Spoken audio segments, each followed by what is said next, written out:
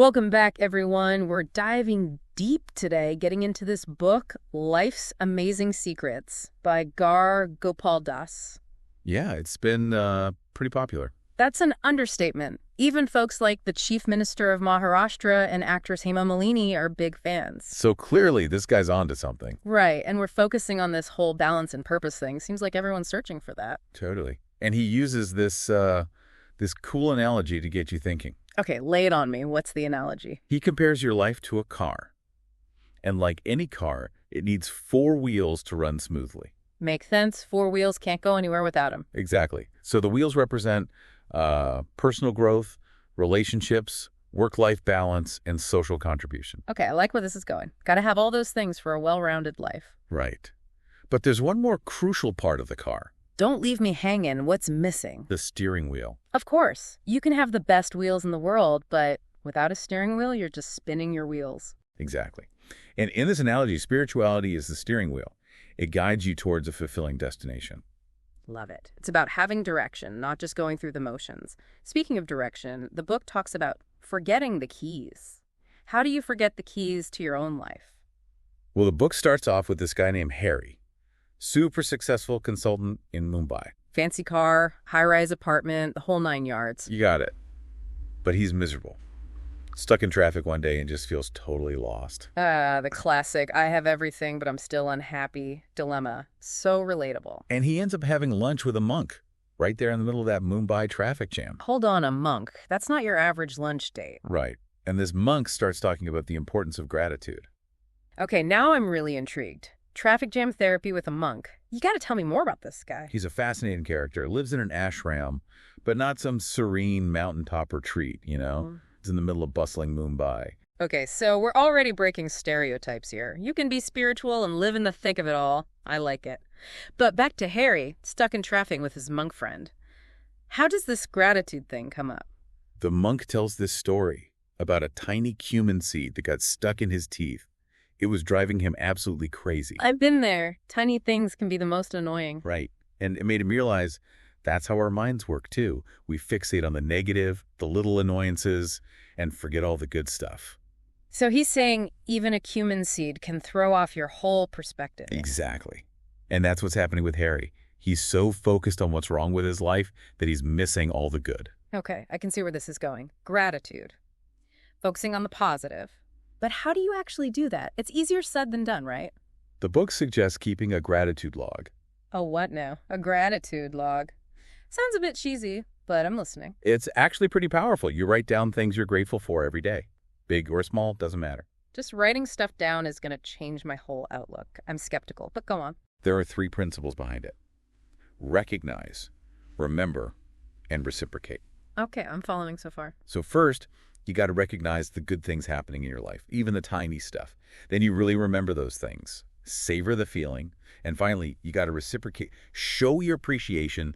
Pay it forward somehow. So it's not just about feeling grateful, it's about acting on it. I can see how that would make a difference. Right. And it doesn't have to be complicated. Someone smiled at you today. Grateful. Got a seat on the train. Yeah. Grateful. It's those everyday things we usually take for granted. I like it. Shifting your focus to the good stuff instead of dwelling on the negative. I might have to try this gratitude log thing myself. I definitely recommend it. It can really change your whole perspective. Oh, and speaking of perspective, you mentioned earlier about the monk and his viral video. Oh, yeah. We got to hear about that. How does that tie into all this? Well, it really illustrates this idea that what seems negative can actually turn out to be a blessing in disguise.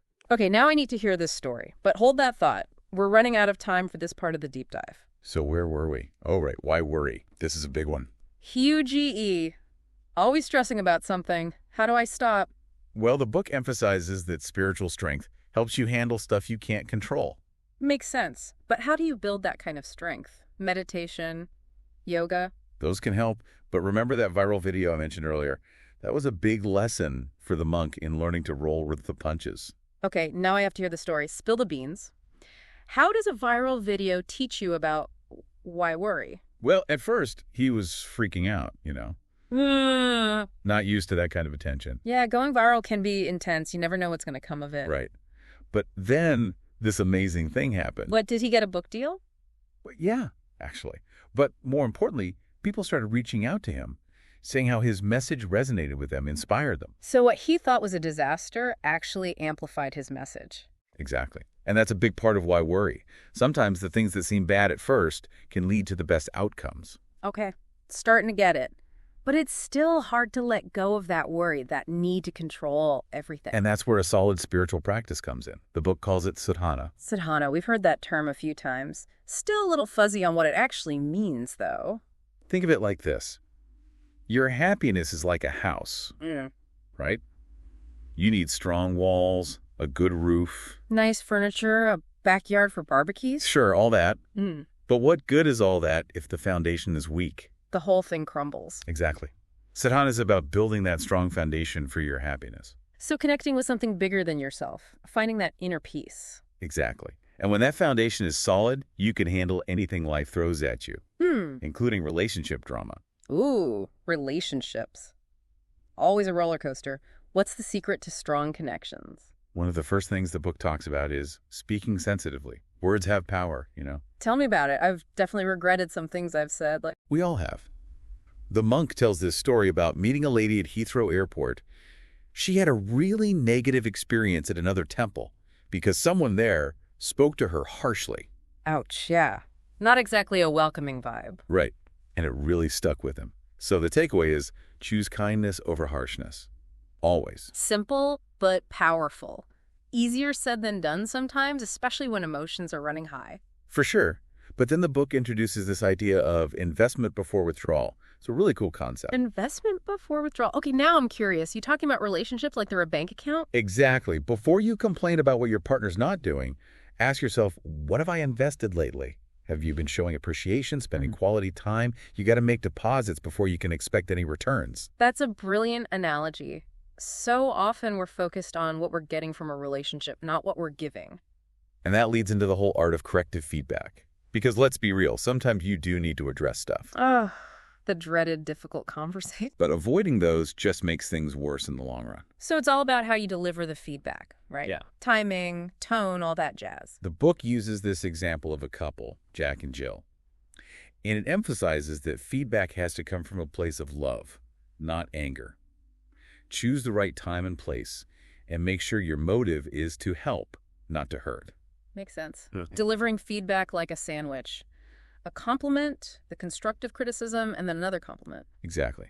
But the book also has some advice for receiving criticism, Yeah, that's even harder sometimes. How do you take it gracefully when it stings? The monk actually shares a personal story about a time when he got some harsh feedback.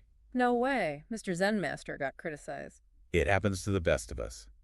But he was able to take it because he realized the person giving it actually cared about him and had a history of good deeds. So trusting the source of the criticism makes it easier to swallow. Totally. But the book also warns against those little digs and criticisms piling up. Over time, even small jabs can really damage a relationship. It's like death by 1,000 paper cuts. Exactly. And that brings us to forgiveness. Because even in the best relationships, we're going to mess up sometimes. Forgiveness. So important, but so hard. Especially when you've been really hurt. How do you even begin to let go of that anger and resentment? The book uses a story from the Ramayana about Laxman, who's fiercely loyal to his brother Rama and his wife Sita. Okay, I'm vaguely familiar with the Ramayana, but remind me, who's Laxman again? He's Rama's brother, and he's tasked with protecting them both. And he does it selflessly, puts their needs before his own, always. Wow, that's serious dedication, but what does that have to do with forgiveness? The story highlights his unwavering commitment to them. And the book uses that to illustrate how understanding the other person's perspective is crucial for forgiveness. So empathy is key. Exactly. Before you judge or hold on to anger, try to see things from their side. It doesn't mean condoning bad behavior, but it does mean recognizing that we all make mistakes. And then there's this other story about a dog. Wait, another dog story? This book's full of them. What did this dog do? This dog was amazing. Did all the shopping for his owner, got the right change, took the elevator, the whole 9 yards. Sounds like a very good boy. The best. But when he got home, he realized he'd forgotten the house keys. Oh, no. Poor pup. But I'm sure his owner was understanding. No, the owner was furious, focused only on that one mistake, forgetting the keys, and totally overlooked all the good stuff the dog had done. Man, we do that to each other all the time, don't we? Focus on the negative and miss the bigger picture. Exactly the point. We need to remember the dog who forgot the keys to see the whole picture, not just the negative bits. Easier said than done, but I'm working on it. So we've covered personal growth, relationships, two of the wheels in the book's analogy. What's next? Work-life balance. And this is where the concept of Sangha comes in, the company you keep. So we're talking about who you surround yourself with. Friends, colleagues, even the folks you follow online. All of it. The book explains how those relationships shape your choices, your beliefs, even subconsciously. Makes sense. You absorb so much from the people you spend time with.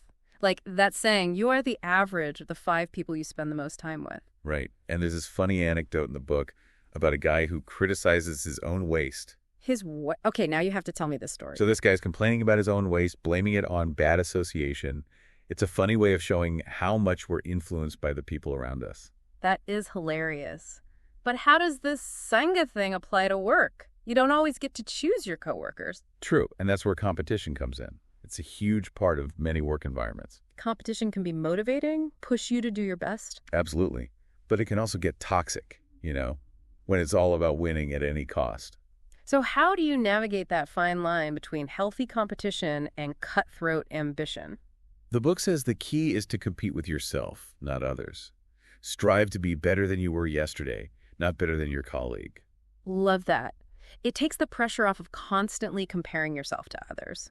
But how do you stay motivated when you're your own competition? The book shares a story about the monk's experience at a singing competition. He'd practiced really hard, was feeling confident, but then the microphone malfunctioned during his performance. Oh man, that's rough. Stage fright's bad enough without technical difficulties on top of it. It was a total disaster. But he realized he couldn't control the microphone, he could control his effort and his attitude. And later, he found out that someone had actually sabotaged his microphone. No way. What kind of person sabotages a microphone at a singing competition? It just shows how unhealthy competition can lead to negativity and sabotage. It's a reminder to focus on your own growth and let go of that need to tear others down. Absolutely. And that leads perfectly into the topic of self-discovery and purpose, right? Figuring out what you're actually passionate about, not just what you're good at. Exactly. The book emphasizes the importance of self-discovery, understanding your strengths, passions, values, all of that. And it introduces this Japanese concept called ikigai. Okay, ikigai. Sounds intriguing, but kind of vague. Break it down for me. It's all about finding your reason for being, your unique contribution to the world. It's where 4 things overlap: what you love, what you're good at, what the world needs, and what you can get paid for. Whoa, that's a tall order. To find something that ticks all those boxes. It can be a journey, for sure. You might not have all the pieces figured out yet, and that's okay. It's about exploring, experimenting, being open to new possibilities. What about spirituality in the workplace? Yeah, that one always throws me. Doesn't that sound kind of weird? Like, are we supposed to be meditating at our desks? Right. There's this misconception that being spiritual means you're not ambitious or driven. But the book says that's totally wrong. So it's not about being passive or letting people walk all over you. Not at all. Spirituality doesn't kill ambition. It channels it toward a higher purpose. Okay, I like that. Bringing your whole self to work, your values, your compassion, all of that. And the book tells this story to illustrate that point about a saint and a venomous snake. And another animal story. I'm loving these. What happened with the saint and the snake? So the saint advises the snake to stop harming others, to be more compassionate, right? Sounds like good advice. It was.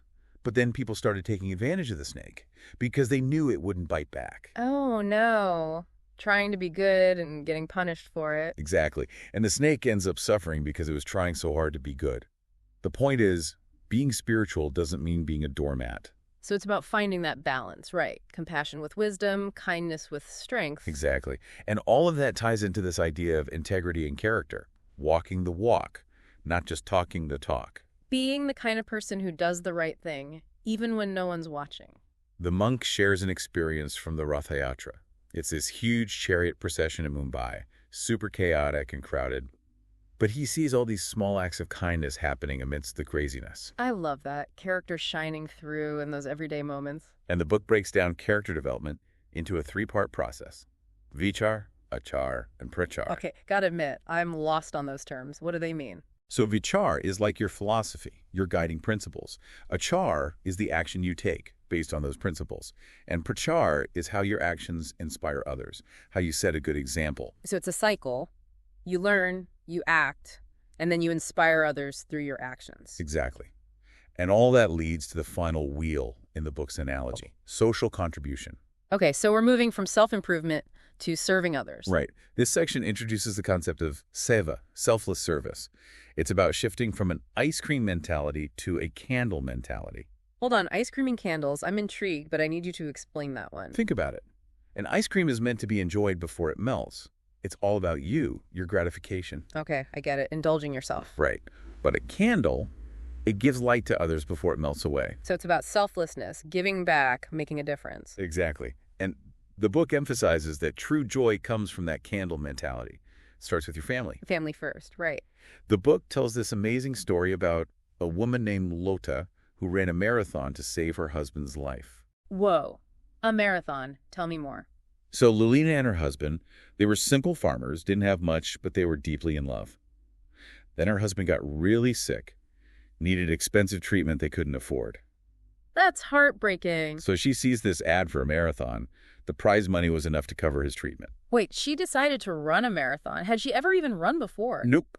But she was determined to save her husband's life. She trained hard, pushed through all the pain, and ended up winning the whole thing. That is incredible. What an inspiring story of love and selflessness. So we start with our families, but how do we expand that circle of service? The book encourages us to extend that same care and compassion to our communities, our nation, even the world. There are so many ways to contribute, big and small. It's inspiring to think about all the good that's happening out there, but it can also feel overwhelming, you know? Like, where do I even begin? That's where the oxygen mask principle comes in. Oh, right. Put on your own oxygen mask before helping others. Exactly. You can't help anyone if you're passed out from lack of oxygen. So it's not selfish to prioritize your own needs. Not at all. Yeah. It's essential. You can't pour from an empty cup, right? Fill your own cup first, then you'll have something to give. This has been such an incredible deep dive. Gratitude, forgiveness, purpose, service, we've covered it all. We have. It's been quite a journey through life's amazing secrets, exploring those four wheels of life and how spirituality can guide us toward balance and purpose. I feel like I have a whole new perspective on things. But before we wrap up, is there anything from the book that we haven't touched on that you think our listeners should ponder? You know, one thing that really resonated with me is this idea of joy versus happiness. Oh, okay, that's interesting. What's the difference in this context? The book argues that happiness is often fleeting. You know, you get a promotion, you feel happy, you go on vacation, you feel happy, but those feelings fade. So it's circumstantial, dependent on external factors. Exactly. Joy, on the other hand, is deeper, more enduring. It comes from within, from a sense of purpose, connection, and gratitude. So it's not about chasing those temporary highs, but about cultivating a deeper sense of contentment that's always there, no matter what's going on externally. Exactly. And I think that's a really powerful idea to reflect on. How can we cultivate more joy in our lives? How can we tap into that inner peace and contentment that sustains us through thick and thin? That is such a good question. Definitely something I'm going to be pondering. Me too. Yeah. And I encourage our listeners to do the same. Well, on that note, I think it's time to wrap up this deep dive. Thanks for joining us on this exploration of life's amazing secrets. It's been my pleasure. And remember, the journey toward balance and purpose is ongoing. Keep learning, keep growing, and keep striving to live a life full of meaning and joy. Until next time, keep diving deep. Well, remember, we left off with Harry rushing to the hospital. He got a call saying his wife Lolita was sick. Oh, yeah. I was on the edge of my seat. What happened? Was she okay? Well, it turns out it wasn't what he expected at all. Lolita wasn't sick, she was pregnant. No way! What a plot twist. So all that worry, all that rushing to the hospital, it was for a happy reason. It's a perfect example of how things aren't always what they seem. Sometimes what we fear the most turns out to be a blessing in disguise. Just like that viral video we talked about. Right. Almost forgot about that cliffhanger. Tell me everything. What happened with the video? What was actually a major turning point for the monk really pushed him towards this whole idea of social contribution. Okay, I'm seeing the connection, but fill in the blanks for me. What exactly happened? So, a few years back, a video of him giving a talk went viral. What was the talk about? Ironically enough, it was about finding balance and purpose. The very things we're discussing now. Huh. How about that? But I bet going viral wasn't all sunshine and rainbows, was it? Not at first. He wasn't used to that level of exposure. He worried about how it would affect his life, his privacy. I can imagine going viral can be a double-edged sword. Right. But then something amazing happened. Okay, now I'm really intrigued. Tell me. People from all over the world started reaching out to him, sharing how his message resonated with them, how it helped them change their lives for the better. Wow, so this thing he initially saw as negative, this unexpected attention, actually became a catalyst for positive change. Exactly. And that's when he really understood the power of social contribution, the power of that candle mentality. He might have felt a little burned at first, but ultimately he was giving light to others. Perfectly put. Yeah. And that experience sparked a shift in him. He started using social media more, embracing these platforms as a way to share his message with a wider audience. So this potential disaster actually became a springboard for him to step more fully into his purpose. It did. And it just goes to show, sometimes the things we fear the most can lead to the most amazing outcomes. This has been such an insightful deep dive. We've covered so much ground: gratitude, forgiveness, purpose, giving back. My mind is buzzing. It's been quite a journey through life's amazing secrets. We explored those 4 wheels: personal growth, relationships, work-life balance, and social contribution. And of course, the importance of spirituality as our steering wheel, guiding us through it all. Exactly. It's about finding that balance, that sense of direction that helps us live a truly fulfilling life. I feel like I have a whole new set of tools to navigate life's ups and downs. But before we wrap up, any final thoughts for our listeners? Something to ponder, something to keep them thinking, even after the deep dive is over. You know, there's this one idea that really stuck with me, and it's the distinction between joy and happiness. Ooh, that's a good one. We all want to be happy, but what's this about joy? The book argues that happiness is often fleeting, you know. Yeah. It's dependent on external circumstances. You get a new job, you're happy. You go on vacation, you're happy. But those feelings don't last. They're temporary, circumstantial. Right. But joy is different. It's deeper, it's more enduring. It comes from within, from a sense of purpose, from connection, from gratitude. So it's not about chasing those fleeting moments of happiness, but about cultivating a deeper sense of contentment that's always there, regardless of what's happening around you. Exactly. And I think that's something worth pondering. How can we cultivate more joy in our lives? How can we find that inner peace and contentment that sustains us, even when things are tough? That is such a powerful question. I know I'll be thinking about that one. Me too. And I encourage our listeners to do the same. It's been a pleasure exploring these ideas with you today. Likewise. And to our listeners, thanks for joining us on this deep dive into life's amazing secrets. Until next time, keep diving deep.